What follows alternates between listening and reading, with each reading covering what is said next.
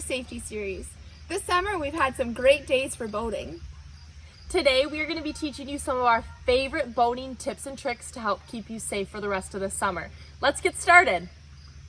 This week we're at Lake Holcomb in northern Wisconsin. Lake Holcomb is a beautiful lake about 45 minutes from Eau Claire. There are many beaches at this lake and a lot of nice places to swim, boat, kayak, canoe, and fish. There are many other lakes around the Chippewa Valley and Wisconsin that have great places to do water activities. On the Travel Wisconsin website, you can search places that are good for different types of water sports within a set mile radius of your city. Check it out using the link in the description box. Boating can be fun, but it can be dangerous too. So learning about boats and knowing the rules about boating will help keep you safe. There are many different kinds of boats, including motorboats, fishing boats, ski boats, canoes, sailboats, kayaks, wave runners, ships, rafts, and jet skis. Sailboats, rowboats, kayaks, and canoes are all examples of boats that do not have engines. Canoes are light, narrow, and pointed in the front and back. Canoes are moved by people using paddles.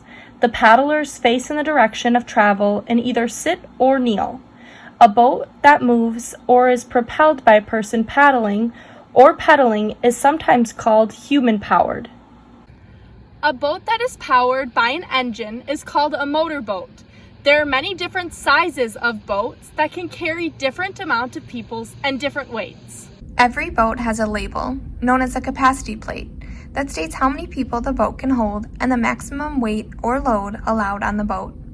The capacity plate should be clearly visible to the passengers. The person who is in charge on a boat is called a skipper or the captain. You should know some words for the parts or areas of a boat in case the skipper gives you an instruction.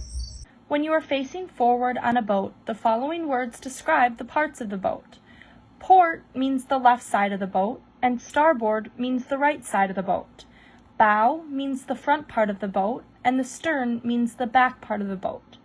Hull is the body or shell of the boat, and the gunwale is the upper edges of the boat's sides. A cleat is a metal or wooden fitting on a boat or a dock to which a rope is tied. And an all-around white light is a light on a boat that is visible from all around the boat for 2 miles. A motorboat has a propeller, which has blades that turn in circles to make the boat move. The propeller is located in the back of the boat. The blades on a propeller are sharp. When a propeller is spinning in the water, it could cut someone very badly. Stay away from the propeller and never board or exit a boat when the propeller is on. Never swim near the propeller when the engine is on either.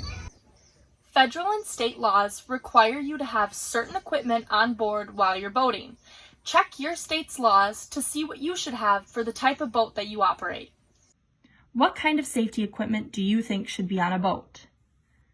Some things that need to be on a boat are a life jacket for each person, a fire extinguisher, an anchor, oars or paddles, a throwable rescue device for any boat that's 16 feet or longer, a first aid kit, extra drinking water, a flashlight, ropes, a whistle, horn, or bell, running lights, lights that are on the side of the boat, a compass, a radio, a bailing device, which is a bucket that is used to get water out of the boat, Visual distress signals, including flares, flags, and lights, a toolkit and spare parts, a nautical map, and a blanket.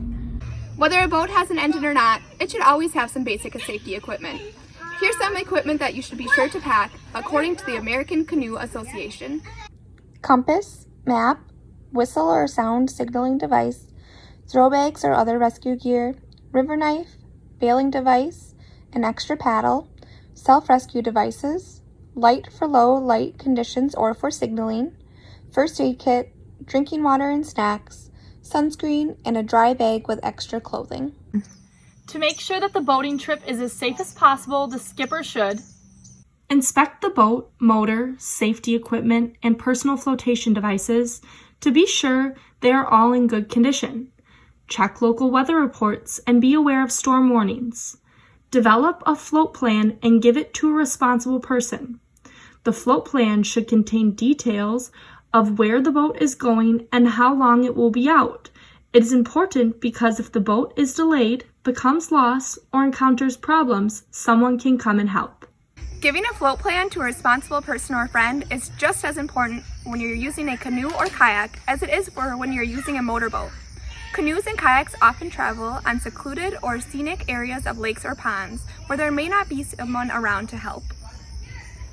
Anyone who's going to be riding a boat needs to know how to safely get on a boat, to board, and to get off a boat or disembark.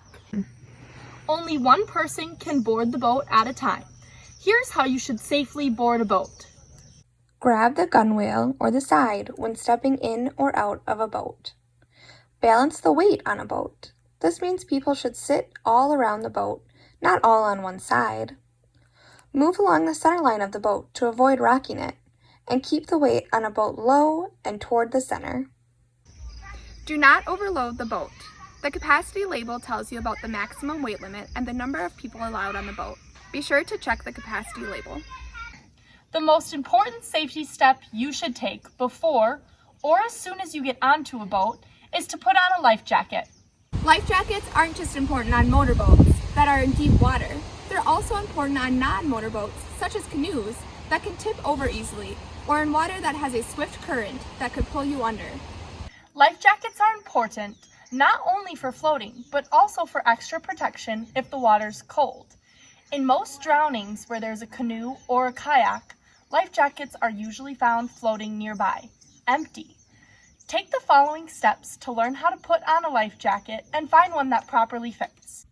Check the label to find out the size and user weight the life jacket is intended for. Make sure all straps, zippers, and ties are fastened. Tuck in any loose strap ends to avoid getting hung up. Make sure the life jacket fits just right. It should be snug.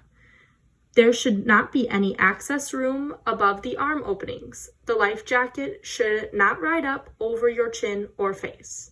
On land, we have traffic lights and drive on the right side of the road. Boaters also have rules of the road, so they know how to move their boats when other boats are around. Right of way means it is the right of one vehicle to pass or move around another vehicle. Some rules of the road for boaters include the following. Boats with motors give the right of way to boats without motors. When two boats meet head-on, each should keep to its right. A boat on the right has a right-of-way when two boats are crossing. When boats are passing, a boat being passed has the right-of-way. The passing boat must signal with a whistle, bell, or horn which side it will pass on. One blast means that the boat will pass on the right, and two blasts means the boat will pass on the left. Buoys are objects that float on the water in bays, rivers, lakes, or other bodies of water. They show places that are safe and places that are dangerous for boats to go. There are many different types of buoys. Buoys and markers are water traffic signs that provide direction and information. They also help identify danger areas and restricted zones. If your boat capsizes or turns over, you should stay with the boat unless it is being carried towards a dangerous area, such as a dam or a waterfall. If you fall from a boat into cold water, you should climb back into the boat. If the boat is turned over, you should climb on top of the boat. If you cannot climb onto the boat and you have on your life jacket, get into the help position. Swim to shore only if it is very close. If someone gets in trouble in the water, you can help them from the boat by performing a reaching or throwing assist. Before boaters go floating, check the safety equipment, make sure everything is in good working order, check the weather report, give a float plan to a responsible person with details about where the boat is going and for how long. Remember the rule, know about boating before you go floating. Today we're playing a Jump Eat In game. The game is called If You Like. All you need is a safe place to swim and a life jacket if you need it. The rules are super simple. The game leader will call out something that they think the others will like, such as chocolate cake, Cinderella, or boating. And then if the others like it, they jump in. If they don't, they stay out. Let's get started. But remember, look before you leap. If you like Cheetos, jump in.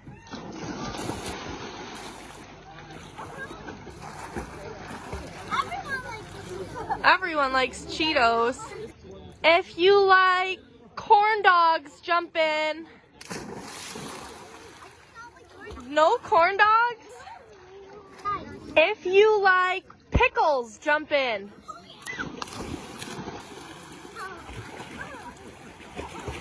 All right, we're gonna do 3 more. If you like apple pie, jump in.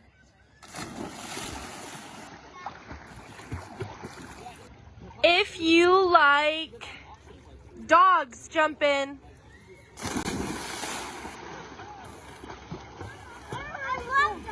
That was a big jump. Last one. All right, if you like swimming, jump in. Hopefully you feel more prepared to have fun and still be safe on any type of watercraft. It's been great seeing you be safe in, on, and around water this summer. Comment below some of your pictures of your summer boating. See you next week. Bye!